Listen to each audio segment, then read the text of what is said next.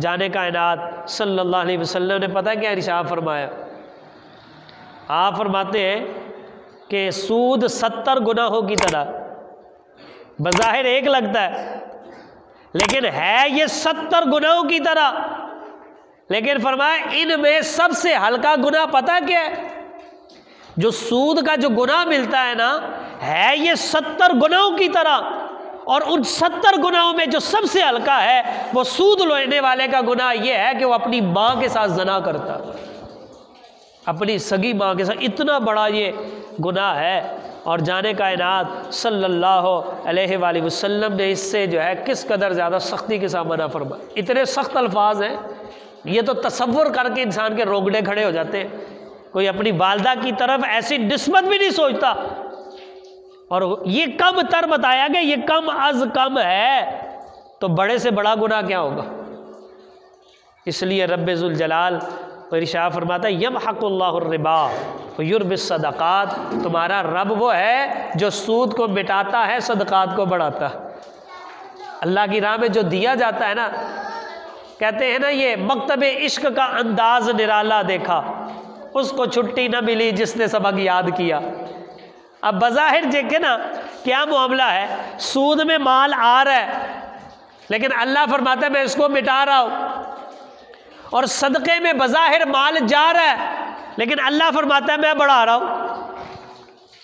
कि अजीब सी जो है ना वो लगती है बात कि सूद में तो आ रहा है, सदक़ात में जा रहा है, लेकिन अल्लाह ताला फरमाता है जो आ रहा है सूद में, जो नाजायज़ आ रहा है वो मिटा रहा हूँ, जो जा रहा है उसको बढ़ा रहा हूँ। या अल्लाह ये क्या बात हुई। बुजुर्ग फरमाते हैं सीधी सी बात है, किसान को ही देख लो, जब वो अपनी ज़मीन में हल चलाता है और फिर बीज डालता है, बज़ाहिर उसकी बोरियां ख़त्म हो जाती हैं, लेकिन 6 महीने के बाद अल्लाह एक के बदले में 100 बोरियां अता फरमाता। फिर वो बढ़ता है कि नहीं बढ़ता। कभी किसान ने ये तो नहीं कहा यार मैं बी विच पा देते तो सारे तो ख़त्म हो जाए, मैनू की लभेगा। नहीं, वो जानता है ज़मीन को एक दाना दो तो वो 700 दाने देती है। तो रब फरमाता है मैं तो फिर तुम्हारा रब हूँ। ज़मीन 700 दाने देती है, हालांकि देने वाले फिर भी रब की ज़ाती है। तो वो मिसाल बयान फरमाता है ना, ज़मीन को एक दाना दो तो वो 70 और 700 गुना जो है वो देता है। तो अपने परवरदिगार की तरफ देकर देखो, अल्लाह इससे भी बढ़ा देता। ये है यमहकुल्लाहु रिबा व युर्बिस सदक़ात। और एक हदीस शरीफ में आता है जब बंदा एक लुक़मा अगर साइल को देता है ना, अल्लाह ताला 3 बंदों को बख्श देता। एक लुक़मा साइल को दिया, 3 बंदे बख्शे गए। अर्ज़ की या रसूल अल्लाह सल्लल्लाहु अलैहि वसल्लम, लुक़मा एक, 3 बंदों की बख्शिश कौन कौन से? फरमाया नंबर 1 जो बंदा कमा कर लाया है अल्लाह उसे बख्श देता है। नंबर 2 जिसने वो लुक़मा वो रोटी पकाई होती है अल्लाह उसे भी बख्श देता है। और जो खादिम या गुलाम उठाकर साइल को देने जाता है अल्लाह उसे भी बख्श देता। एक लुक़मे पर अल्लाह ये इनाम अता फरमाता है, तो अंदाज़ा करें जो गरीब को पेट भर के खाना खिलाता अल्लाह ताला उसे कितना नवाजता होगा। तो ये है यमहकुल्लाहु रिबा व युर्बिस सदक़ात, अल्लाह ताला सूद को मिटाता है और सदक़ात को बढ़ा देता है। जाने कायनात सल्लल्लाहु अलैहि वसल्लम ने सूद की तबाही बयान करते हुए अल्लाह ताला ने इरशाद फरमाया, अल्लाह ताला इरशाद फरमाता है अल्लज़ीना याकुलून रिबा ला यक़ूमूना इल्ला कमा यक़ूमुल लज़ी यतख़ब्बतुहु शैतानु मिनल मस। और मैं ये जो आज सूद का माल खा रहे हैं ना, अपने आप को समझ रहे ताकत आ रही है, क़ुव्वत आ रही है, ये समझ रहे हैं मेरा बड़ा भला और फ़ायदा हो रहा है, मैं बड़े मज़े में हूँ। अल्लाह ताला इरशाद फरमाता है जो लोग सूद खाते हैं जब वो कब्रों से निकलेंगे तो पागल होकर निकलेंगे, ऐसे मखबूतुल हवास होंगे जिसे शैतान ने छू कर पागल कर दिया हो। कहते हैं ना फलां बंदे को साया हो गया, फलां बंदे को और आसेब हो गया है, वो पागल हो गया है, जुनून में मुब्तला हो गया है। तो रब्बे ज़ुल जलाल फरमाता है सूद खोर क़यामत वाले दिन जब कब्रों से निकलेगा तो पागल होकर निकलेगा, मखबूतुल हवास होकर निकलेगा, उसे अपना भी होश नहीं रहेगा। ये सूद खोरों को अल्लाह ताला इंजाम सुना रहा है। लेकिन अफसोस की बात यह है कि हम उस दौर में जी रहे हैं जिस दौर में हलाल हराम की तमीज़ नहीं, बस पैसा आना चाहिए, पैसा आना चाहिए। यार दोरी ऐसा की करिए जी, पैसे के बगैर गुजारा ही कोई नहीं। का पैसे के बगैर गुजारा हो सकता है, लेकिन ईमान के बगैर गुजारा कोई नहीं। पैसा ज़्यादा ना हो, ज़रूरी है बर्गर खाने, ज़रूरी है मटन और बकरा खाना, पेट भरना है ना। जो रिज़्क खुदा ने लिखा है हलाल का हो, थोड़ा भी हो, लेकिन आखिरत में ज़रिया नजात होता है। हराम का हो, ज़्यादा हो, और आखिरत में बंदा पकड़ा जाए, उस हराम के माल का कोई फ़ायदा नहीं है। जाने कायनात सल्लल्लाहु अलैहि वसल्लम हमारे इस दौर को भी देख रहे थे, और हमारा ये अकीदा है, हुजूर जानते हैं जो हो चुका है, जो होगा हुजूर जानते हैं, तेरी अता से खुदाया हुजूर जानते हैं। और हुजूर सल्लल्लाहु अलैहि वसल्लम ने फरमाया, हदीस शरीफ है, आप इरशाद फरमाते हैं, लयअतियन्ना अलन्नासि ज़मानुन, लोगों पर एक ज़माना ऐसा भी आएगा। कैसा आएगा?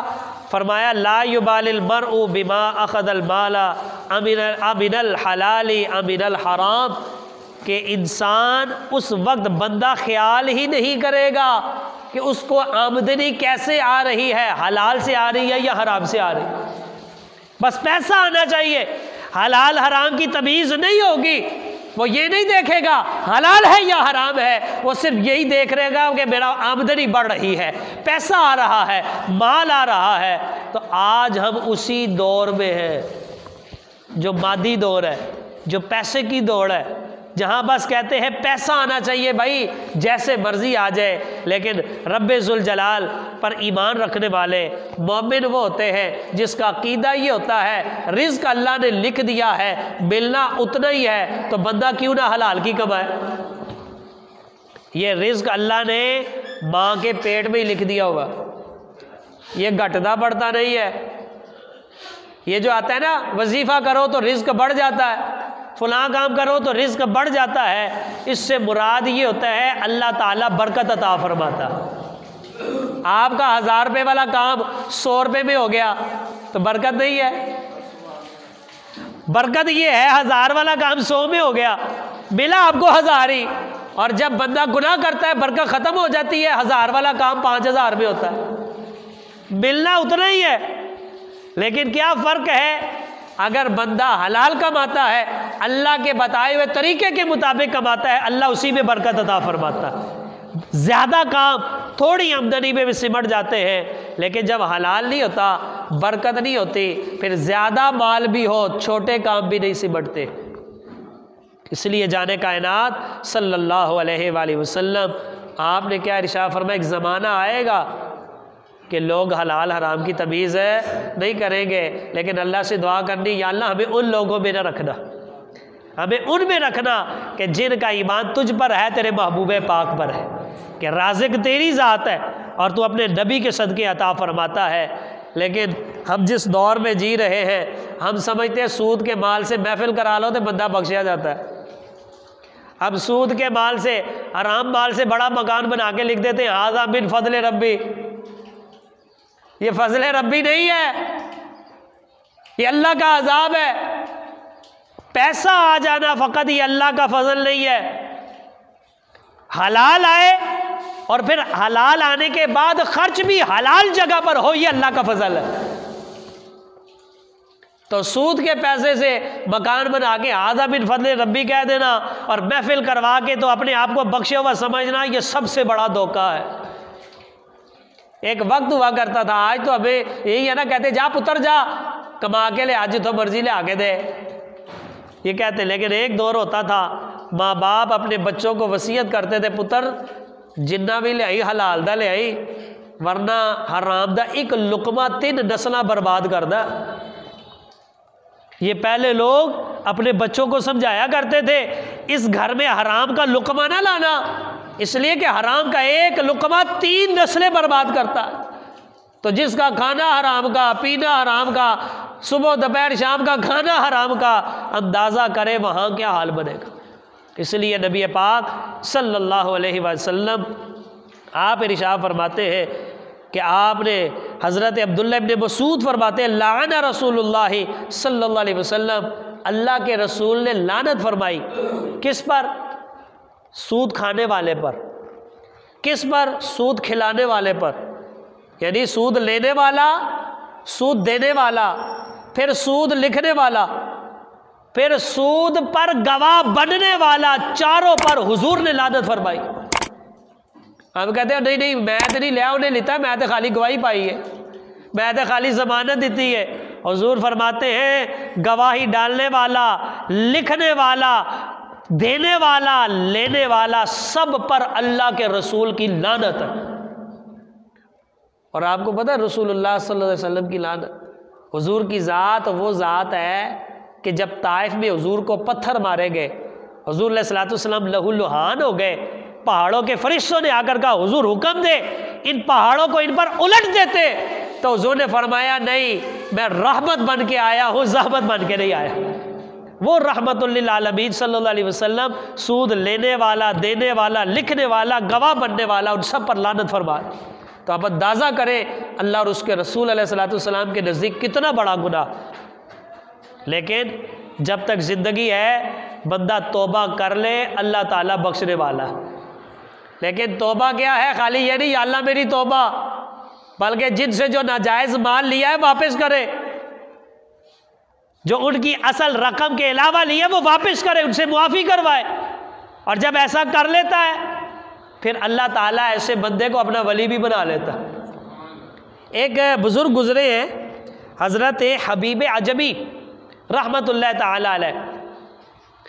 आप तौबा करने से पहले सूदखोर ही थे, आपका गुज़र औक़ात यही था, सूद पे पैसे लेते थे और वही खाते थे, उसी पर गुज़र औक़ात होता। एक दफ़ा घर में जो है वो खाने के लिए कुछ ना था, बीवी ने कहा तो ये सूद की रकम लेने गए, सूद की रकम खरीद पकड़ी, उसी से घर के लिए हंडिया का सामान लाए। बेगम ने हंडिया पकाई और जब खाना खाने लगे तो पहले दस्तक हुई और साइल आया ने आकर जो है खाना मांगा, तो उसने कहा चल जा इधर से, हमारे देने से तू अमीर नहीं हो जाएगा, लेकिन तुझे दे दिया ना तो हम गरीब हो जाएंगे, कि जितना मैंने तुझे देना है ना तू अमीर नहीं हो सकता, लेकिन जो मैंने अपना हिस्सा भी दे दिया ना मैं गरीब ज़रूर हो जाऊंगा, चल जा यहाँ से, तुम्हें देने के लिए हमारे पास कुछ नहीं है। वो चला गया, अपनी बीवी से कहा जाओ खाना डाल कर लाओ। जब उसने सालन डालना चाहा तो क्या देखती है, पूरी हंडिया खून की बन गई। उसी वक्त ताइब हुए और बीवी से कहा तू गवाह हो जा, मैं आज के बाद ये सूदी काम नहीं करूँगा। अपने घर से निकले तो देखा कि बच्चे रास्ते में खेल रहे हैं, तो बच्चों ने जब देखा ना कि हबीब अजमी आ रहे हैं तो उन्हें कहा ओए साइड पे हो जाओ, ओए यार बच्चों साइड पे हो जाओ, ओए सूदखोर आ रहा है, ये ना हो इसके कदमों से उड़ के खाक पड़े तो हम भी बदबख्त हो जाए इसकी तरह, और पीछे हटो इसको गुजरने दो सूदखोर को, अगर इसकी खाक पड़ गई तो हम कहीं बदबख्त ना हो जाए। दिल बेचैन हो गया, यार मैं इतना बुरा, लोग मेरे साए से भी भागते हैं। बेचैन होके हज़रत हसन बसरी रहमतुल्लाह अलैह की मजलिस में गए, उन्होंने इनको नसीहतें की, इनको समझाया, दिल बेकरार हो गया, उनके हाथ पे सच्ची तौबा की और ये ऐलान करने के लिए निकले, ऐ लोगों आ जाओ, अपनी असल रकम खाली मुझे देना, मैं सूद नहीं लूँगा, जो ले लिया है उसको असली रकम में से काट लो और मुझे जो है वो माफ़ कर दो। ये कहने के लिए बाहर निकले हैं, सच्ची तौबा की है। तो कहते हैं रास्ते में वही बच्चे जो खेल रहे थे उन्होंने कहा बच्चों साइड पे हो जाओ, हबीब अजमी वो आ रहा है जिसने रब के हुजूर तौबा कर ली है। अभी लोगों में ऐलान नहीं हुआ, किसी को बताया नहीं, और बच्चा कहता है साइड में हट जाओ, ये ताइब होकर आ रहा है, कहीं ऐसा ना हो हमारे कदमों की गर्दो गुबार इसके कपड़ों पे पड़ गई, अल्लाह हमें गुनहगारों में ना लिख दे। बच्चों ने जब ये कहा तो हबीब अजमी बड़े हैरान हुए और कहते हैं वाह परवरदिगार तेरी कुदरत के अजब खेल है, अभी मैंने तौबा की है, अभी तूने मुझे नेक मशहूर कर दिया। अरे अभी ऐसा किया, तूने नेक मशहूर कर भी दिया है, घर जाके ऐलान किया, सब लोगों की जो है वो चीज़ें जो अमानतन थी वो वापस कर दी, जो असल माल अपना वसूल हुआ अल्लाह की राह में खर्च कर दिया, और जब आखिर में सारा कुछ खर्च कर दिया फिर एक साइल आया और आकर कहता है मुझे भी कुछ दो, अपना कुर्ता भी उतार के दे दी। कहते जब कुर्ता भी उतार के दे दिया, रब को अदाएं इतनी पसंद हुई, अल्लाह ने अपना वली बना लिया। तो वो परवरदिगार है, वो यही कहता है ऐ इंसान मरने से पहले मेरे हुजूर तौबा करके हाजिर हो जा, मैं तेरे पिछले गुनाहों को भी माफ़ फरमा देता हूँ। तो अल्लाह ताला से दुआ है कि अल्लाह ताला हमें हुजूर अलैहिस्सलाम की मेराज का सदका रिज़्क़ हलाल अता फरमाए, और सूद से अल्लाह ताला हम सबको पनाह अता फरमाए, और जिस काम पर रब राज़ी है अल्लाह वो काम करने की तौफ़ीक़ अता फरमाए। वमा अलैना इल्लल बलागुल मुबीन।